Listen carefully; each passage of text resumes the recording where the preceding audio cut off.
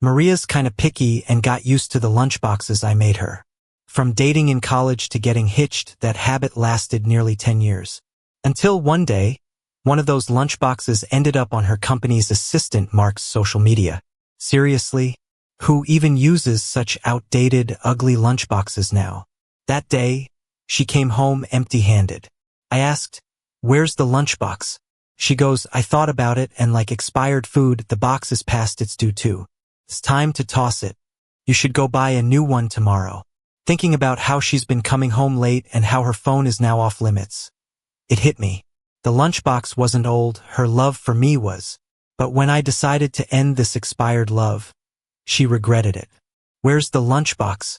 For the first time, Maria came back empty-handed. The familiar lunchbox was nowhere in sight. I asked on purpose, wanting to hear it from her. Maria shrugged and sat down. "I've used it for years, it was about time. Buy a new one tomorrow." I stared at her stubbornly. "Where's the lunchbox?" Maria suddenly got mad, holding back unknown emotions. "I threw it out. You know how long I've used that thing. Food has an expiration date, so did it. I don't get it, why question me over a lunchbox? It's like you're cooking always the same stuff. Tom, do you have to be so set in your ways?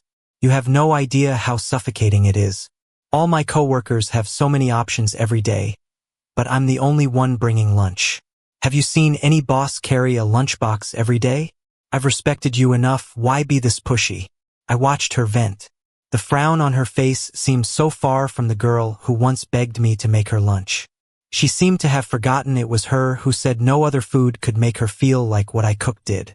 And it was she who begged me for these lunches. Got it. My tone was flat. Maria looked like she'd punched a pillow. The atmosphere got a bit awkward. She rubbed her nose, pulled herself together, and sat down.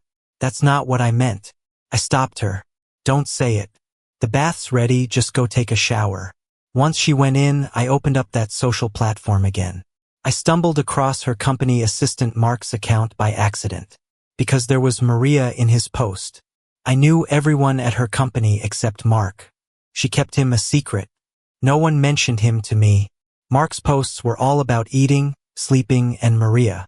Curious, I kept checking it out. Today, he posted my morning-made lunchbox. "Boss is generous. Can't eat takeout with my tummy issues." And boom, she gives me her homemade lunch. Tastes good, but this lunchbox is so tacky. So, did Maria dump the lunchbox over his words? 6 years of dating and 4 years of marriage, Maria was always gentle with me. Thinking of her late nights and the no-touch phone rule now. Mark's cheerful smile on the screen started to sting. It wasn't the lunchbox that turned outdated. It wasn't the meals that got tiresome. Was it me? When Maria got out of the shower, I was still on the couch. She sighed, stood before me. "Still mad?" Her voice turned softer. "I got a bit emotional earlier. I take back what I said. But Tom, you really made me feel bad over a lunchbox. No need to keep asking. I'll buy a new one tomorrow, and you can make me lunch again. Okay?" I moved my head away from her reach and looked up at her. "Maria, do you remember what that lunchbox means?" Annoyed, she tugged her hair. "It's just a lunchbox. What's it supposed to mean?" Mid-sentence, something dawned on her. Her eyes showed a trace of panic. "I threw it in the company's dumpster. I'll go look for it now." She rushed out so fast, she didn't even change out of her robe. Maybe she remembered. That lunchbox's meaning to me. I've always been a picky eater, and my mom would make my meals fun to get me to eat more. She'd be thrilled to see me well-fed. So, when it came to Maria wanting those lunches, I was happy to do it. Mom's influence taught me it was the best way to show love. Making the comforts of home for the one you love. Later, my mom got cancer and hid it from me to keep me worry-free. My dad passed when I was too young to remember. It was just Mom and me since forever. When it was out in the open, she was already at her end. But she still worried about my meals. Even though I had a wife and was a grown-up, the food in the lunchbox was her last meal for me. After she passed, Maria took care of everything. I kneeled in mourning, holding the lunchbox. Maria was by my side with red eyes. "Mom, rest assured. I'll always take care of Tom, just like you. I'll do an even better job." We shared the lunch every bite. She cherished that box, and it became a symbol of continuity. Love's continuity. But Maria threw it away with her own hands. Early fall's a bit chilly, but Maria came back with a light sheen of sweat on her forehead. She looked really disheveled. Her robe had stains on it, and she gave off a smell that was hard to describe. She held a filthy lunchbox, grinning at me like a weight had been lifted. Tom, I got it back. The night outside was getting colder and wetter. For the first time, I felt like I couldn't quite see Maria clearly. I cleaned that old lunchbox and put it away safely. Just like she wanted, I stopped making her lunches. As for Mark, I didn't probe or bring it up. I just had this feeling that some things change once you talk about them. And that night, seeing Maria come back, holding that lunchbox, made my heart soft for some reason. I told myself, just wait a little longer. Maria's stomach has always been an issue. All those nights out have landed her in the hospital more than once. I hadn't been keeping an eye on her meals lately, and she was back in the hospital again. I sighed and took care of her there. When she's sick, Maria gets a bit childish. She obediently reached out her hand for me to wipe. There was a hint of grievance in her voice. Tom, I'm like this, and you're still sulking with me? It seemed like she'd forgotten the harsh words she said that night, believing I stopped making her lunches to spite her. I casually lifted my gaze. I'm just trying to stop being a burden, not holding a grudge. She paused for a moment, then gently pulled me into her arms. I admit it, okay? I really miss your cooking. The food here is awful. I've gotten used to eating your meals. See, you didn't look after me these days and now I'm sick. I let her hug me. After a while, I finally wrapped my arms around her waist. Seeing me soften, Maria held me tighter, like she was treating a cherished treasure she'd regained. Just as my shaky heart was about to finally settle, the hospital room door swung open. It was some of Maria's co-workers coming to visit. I quickly pulled away from her embrace, but Maria stubbornly held onto my hand. What's there to worry about? We're an old married couple, let them see, she said. Everyone came in, all smiles except for Mark, who stuck out like a sore thumb. He was glaring at my and Maria's joined hands, looking gloomy. But Maria seemed at ease, joking around with everyone while holding my hand. Bro-in-law, haven't seen those trusty lunches of yours lately. Maria missed them so much she ended up in the hospital. Someone teased. I made an excuse about being busy and let it slide, while everyone teased Maria about being lucky. Then Mark chimed in with a tone dripping in sarcasm. Oh wow, so the food was all made by bro-in-law? Funny, every time I said food outside sucked, Maria would offer me her lunchbox. I thought it was made by their housekeeper, who knew I had the honor of eating bro-in-law's cooking.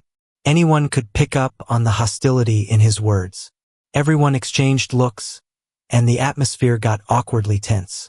Maria squeezed my hand tighter, her gaze towards me turning uneasy. I pulled my hand away, smoothly diffusing the tension. As long as you like the food, let's all get together sometime.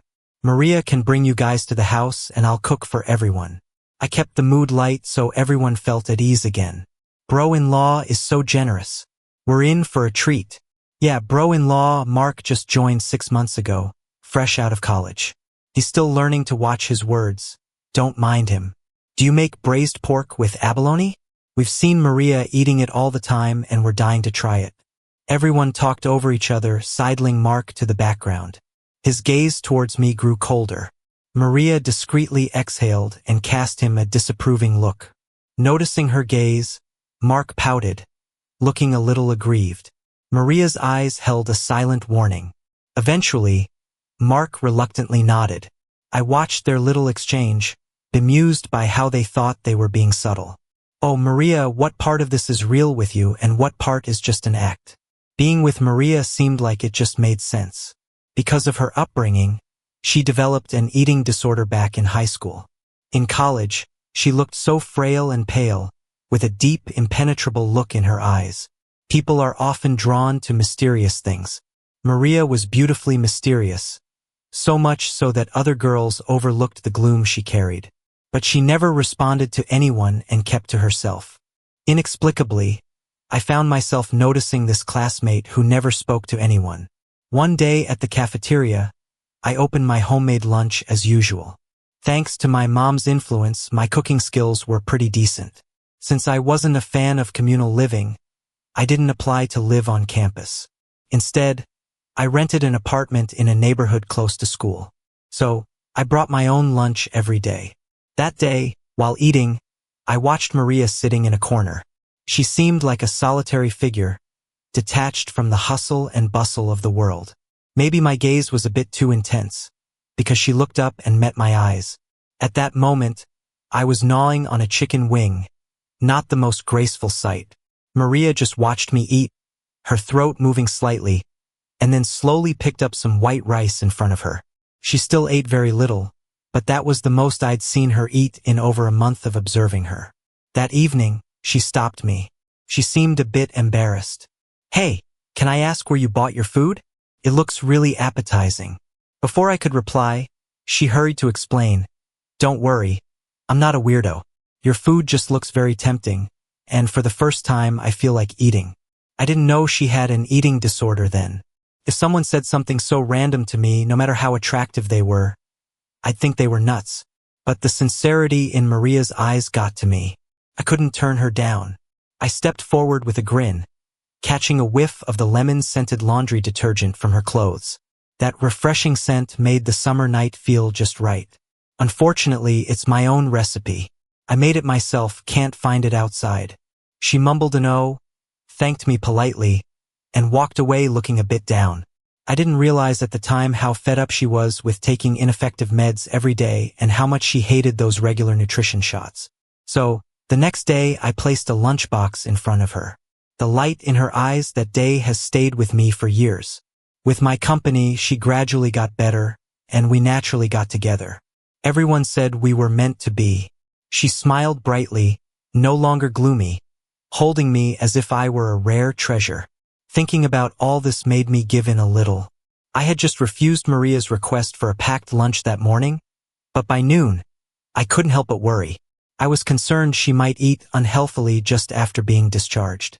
I sighed, made some of her favorite dishes, and delivered them to her office. During lunch, most people had stepped out. Maria's office door was slightly ajar. As I approached, I heard Mark's voice. "Your husband really didn't make you lunch today? How stingy of him." Maria's voice sounded a bit helpless. "Why mention that again? You just love causing misunderstandings." "Huh?" Mark seemed a bit wronged. "I was just speaking my mind. It's just a lunchbox. Come on." "Why? Scared he'll get mad? You said it yourself, it's always the same few dishes, you tired of them or something. Are you really that scared of him? You're Maria, for goodness sake." Maria didn't reply. I clutched the lunchbox tighter. Last time after I handed her the food, she gobbled it down. I finally understood that look in my mom's eyes every time I ate her dishes, affection and joy. Over the month we'd been together, Maria's health improved. Her complexion brightened, and her spirits became more upbeat. I started inviting her to my little place and whipped up different meals for her. I thought she just had a medical eating disorder, but the way she looked at me, with eyes full of tenderness, told a deeper story. She said I was sent by heaven to save her. I playfully pinched her cheek. "Can't be that serious, Maria. You make it sound like I'm your savior or something." I was pleased with my altruism. Maria, she truly was a wonderful partner. She stared at me with a devout seriousness. "Yes, Tom, you are my savior." I only then began to grasp the significance of my meals to her. They were a kind of salvation. Maria had a father who was a compulsive gambler, to the extent that he didn't recognize his own kin. Her mom couldn't bear it and ran off with someone else. Her home often had strange women coming and going. Seeing young Maria, they vented their anger towards her dad onto her. They would force leftover, expired, moldy food down her throat. From a young age, she developed a terror of food. Later, her dad won a huge amount and wanted to settle down with one of the women. But that woman took off with the money. Her dad, enraged, took it out on the clueless Maria, stuffing rotten food into her mouth in a fit of rage. Crying and crying. "You're the bad luck ruining my streak. You say you're hungry while I'm playing. Aren't you? Eat it. Swallow it. If it weren't for a neighbor intervening, that might have been her last day. Her dad later died in a drunk driving accident. Maria's mom eventually came back for her. She had started her own business, saved up some money, and took Maria with her. Even if Maria is starving, she's not willing to eat anymore. Her mom feels terrible for her. They've been trying treatments for years, but with little success. Until they met me. Maria once saw me as her salvation. Now, she's casually telling someone else she's tired of the food I make. I'm not sure if it's the food she's tired of, or if it's me. Inside, Mark is nagging her to go get sushi. Maria agrees. I let out a cold laugh and turn away, tossing the lunchbox into the trash. Maria must have seen it because she came home early that night, looking a bit unsure. Tom, my stomach still doesn't feel right. Can you make me a bowl of chicken noodle soup? I looked at her for a long time. I said, Maria, let's get a divorce. My mom used to tell me when food expires, just throw it away. Tom, learn to cut your losses early, because keeping expired food might land you in the hospital. You'd be losing both time and money. Trying to save a bit can lead to bigger losses. We can't be the ones chasing after pennies and dropping dimes. I guess my mom was always wise. I should have cut my losses when Maria said the lunchbox was expired. My fault for not seeing it clearly. Why? Do you even know what you're saying? Maria stopped pretending. Her hand dropped from her stomach, and she looked at me confusedly. I stared at her without much emotion. My mom treated her kindly, just like she did with me as a kid, making different dishes for her. She'd say, kids should eat more. Come back often with Tom, and I'll cook for you. Watching Maria devour the food, Mom's eyes would fill with tears. How can parents be so irresponsible? She felt extra compassion for Maria. But Maria easily tossed aside the only thing left by someone she's known for just 6 months. For Maria, I gave up a chance to study abroad. Back then, after her mom passed away, her anorexia returned. Her relationship with her mom was complicated. She hadn't forgiven her, but she loved her. Her passing turned their relationship into a deadlock. During that time, she couldn't even eat the food my mom made. It was only what I cooked that she could manage to eat, bit by bit. So, I turned down the chance abroad, even though just a year away could have significantly boosted my career. And now, she tells someone else she's tired of the meals I make for her. She once said I was a light in her life. Without me, she couldn't imagine how long she'd stumble in the darkness. But for the past 6 months, she's been coming home later and later. The dinner on the table gets colder, and the light meant to guide her home turns on later and later too. She seems like a different person now, not considering whether I'd be hurt. I broke her darkness, but now she's leaving me stranded in it. I can't touch her phone anymore. Last time, when she was in the shower, I answered a work call for her. She snatched her phone back nervously and yelled at me for the first time, saying I don't respect her. I was just answering a call. Is she afraid I'd see her flirty chats with Mark? Or is she scared I'd find out about all the places they went on those late nights? So, tell me why? Are these reasons enough? I said a lot in one breath, then poured myself a glass of water. Maria stared at me wide-eyed. Just because of this? Over a lunchbox? You want a divorce? When Maria feels guilty, she raises her voice without even realizing it. She's smart, ignoring the Mark part and focusing on the lunchbox. Tom, have I ever told you how stubborn you are? I admit, I neglected the significance of that lunchbox to you, but I made up for it as soon as I realized. I'm the CEO of a public company now, yet I went dumpster diving in my pajamas for you. Doesn't that show how much I care? We could have a good life together. Why are you hung up on this mistake? When we got together, we agreed never to casually mention breaking up. But you're casually throwing out the word divorce? Her voice got louder, more outrageous. Let's be blunt, it was something left by a dead person. Your mom was a great person. I'm grateful for her and respect her. But she's gone. You know? In the future, I'm the one who'll be with you. You want to end this for something left by someone who's deceased? I stood up and slapped her. Hard enough that my palm went numb. Maria, you've crossed a line. This house was left to me by my mom. Wanting to remember her, Maria agreed to live here after we got married. Calmly, I gathered her things. I'll talk to a lawyer and get you the divorce papers. Don't worry, I won't take advantage of you. This house is mine, you should find somewhere else to stay. Seeing me resolute, Maria tossed her packed luggage onto the floor, fuming. I wasn't upset. I simply crouched and picked everything up, one item at a time. She threw, I picked. We stubbornly repeated our actions. In the end, she begged me to stop. Tom, don't do this. I'll change everything. Okay? I pulled my shirt out of her grasp, still calm. Maria, you still don't see your problem. You relied on the meals I made because they comforted you. But after eating them for so long, you got tired and began craving fancy dishes from outside. So what if you end up in the hospital, you're happy in the moment, right? But Maria, how can people be so greedy? It's not just spoiled food that lands you in the hospital. Overeating can make you sick too. So I let you go. Now you can save your appetite for those fancy dishes out there.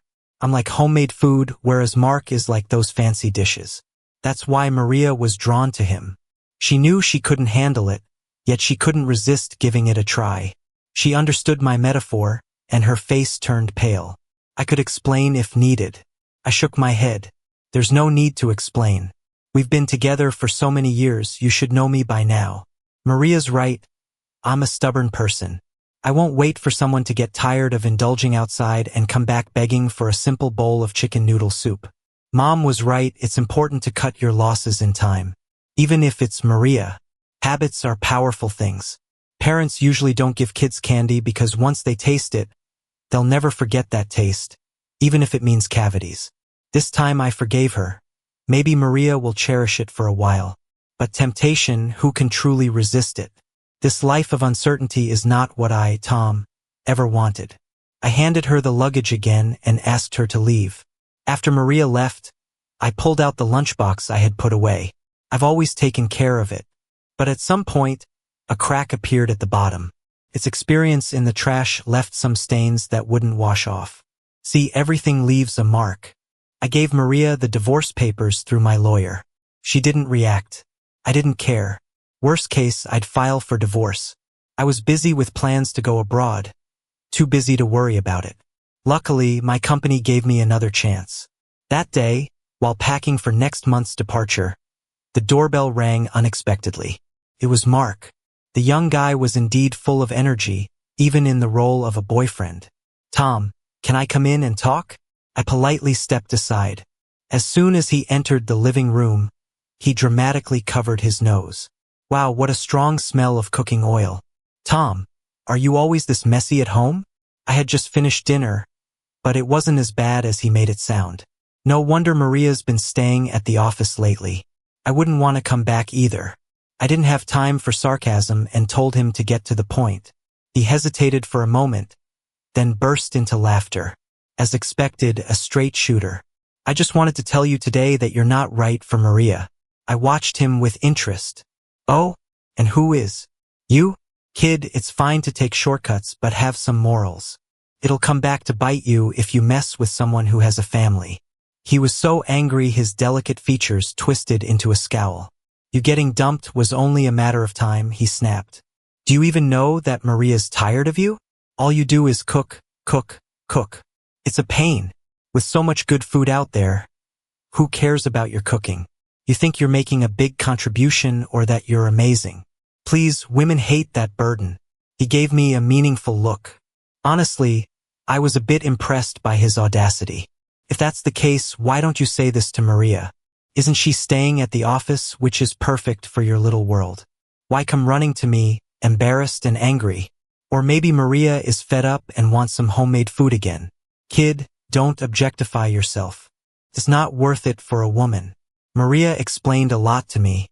She said she and Mark had some flirtation, but it never went beyond that. On those late nights, they went to amusement parks, explored alleyways for food, and ate at popular restaurants. But they never went to hotels.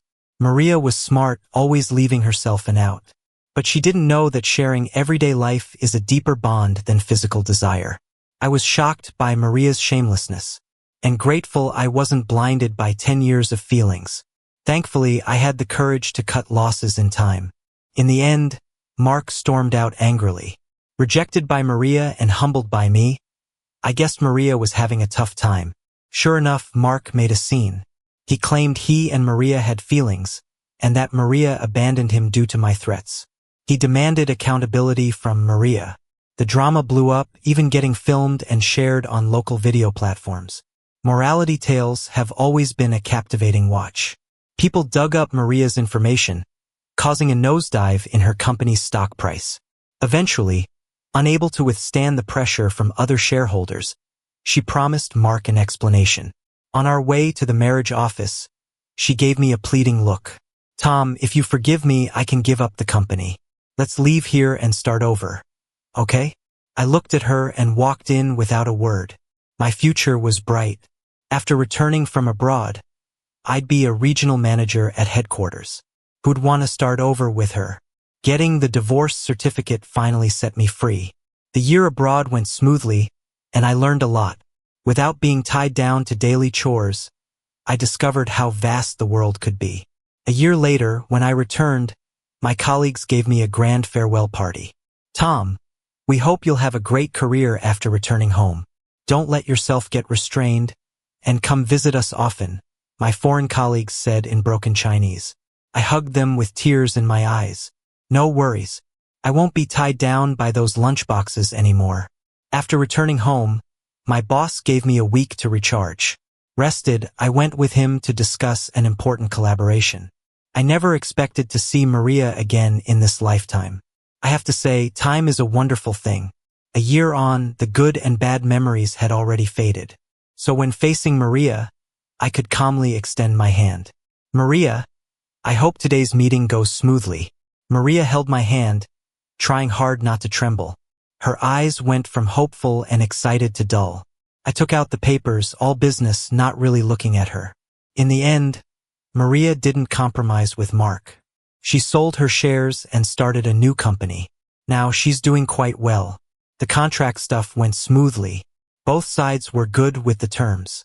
Then, right when the waiter was serving the food, a crazy man burst in. "Maria, why aren't you answering my calls? Do you know the lengths I went to just to get your new number?" Mark wasn't his usual self. Maria shot me a look, frowned, then spoke to Mark. "I thought I was clear. We have nothing to do with each other. Please don't come looking for me again." Mark was losing it. "Liar. You're such a liar.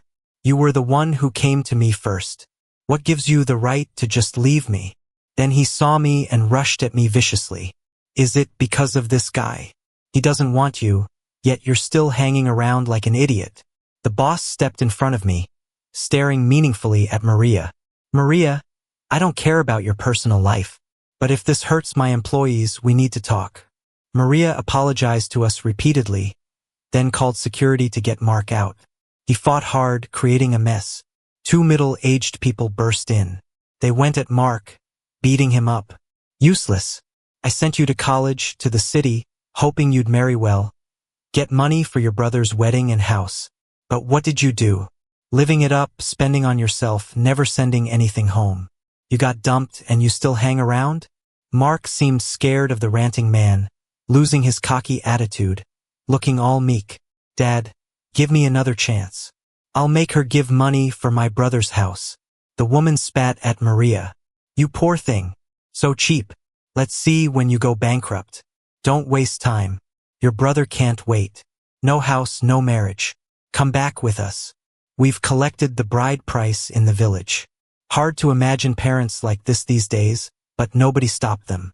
Mark got dragged away, desperate. No wonder he clung to Maria like that, even willing to be the other man. Maria's move made him hopeful, but it was all for nothing. The meal ended badly. Maria was pale, her eyes vacant. She probably thought of her own chaotic childhood. This time, she pushed herself into the darkness. And I didn't have a spare hand to pull her back. 2 months later, Maria showed up outside my place. "Sorry, Tom. I know I shouldn't come to you." I stepped back, avoiding her touch. "What is it?" She laughed at herself. "Could you make me a lunchbox again? I haven't had a proper meal in a while. Just can't eat. Maria looked much thinner than last time, her face unnaturally pale. Her eyes were full of that depth again, like when we first talked. She had cautiously asked where to buy my lunchboxes, with so much hope. Sorry, Maria, I haven't made lunchboxes in a long time. I can't do that for you. Her hand rose and fell in the dark, eventually dropping in defeat. I moved past her to go upstairs. Tom, she called from behind. If I didn't crave the new things outside, would we be like this? I just really miss your cooking. I was wrong, I truly was. The night wind was strong, scattering the realization she found too late. I said nothing, didn't turn back. The boss learned about our past and didn't let me handle that project anymore. After that, I never saw Maria again. Much later, an old college friend asked to meet. She handed me a letter. It's from Maria. She regrets it, but couldn't face you. I calmly tore the letter and threw it in the trash. We can catch up, but let's skip the rest. My friend seemed surprised. Tom, I didn't know you could be so cold. I didn't argue. What happened between Maria and me is too complex to explain. To others, it was just a fling with a subordinate. That's all. So, I'm cold? Whatever. She gave a bitter smile. Maria's not doing well. Her eating disorder's back. She's shockingly thin. She can't work or live normally anymore. She's full of regret, ended her company, and left. No idea where. She wanted me to give you the letter before she left. Didn't expect you wouldn't even look. She pulled out a card. This is money from selling her company. She only took a little for herself, wanted me to find a reason to hand the rest to you. She didn't want me to tell you her situation, but I thought it was unfair to her. I put the card away, oddly eyeing the person in front of me. If she didn't want you to tell me, why did you? To make me feel bad? Honestly, it doesn't bother me now. And why write me a letter? Truly disappearing doesn't involve goodbyes. Besides, like I said before, when we got divorced, I told her clearly, her body's her own. Nobody else can save her. The first time I tried to save her, it took me 10 years. I don't have the energy to save her a second time. Plus, she didn't appreciate it herself. This money barely compensates me for those 10 years. I took it without a second thought. I stood up, looking at her. Tomorrow's the day I leave for the headquarters. Not much chance for us to keep in touch anyway. My new life is busy and fulfilling. I started to take care of myself, making all sorts of pretty and tasty meals, but I never made them for anyone else again. I'm the only one who gets fed now. 2 years later, I got a call from an unknown number. Maria developed severe anorexia, which led to major depression. She ended things in a small fishing village. Can you come by? I was momentarily stunned to hear this news. Then, a coworker's voice snapped me out of it. Sorry, I'm busy. Ripples from a pebble are pretty much negligible. Expired food belongs in the trash. Whether it's a dumpster or a landfill doesn't concern me. The same goes for people who are expired.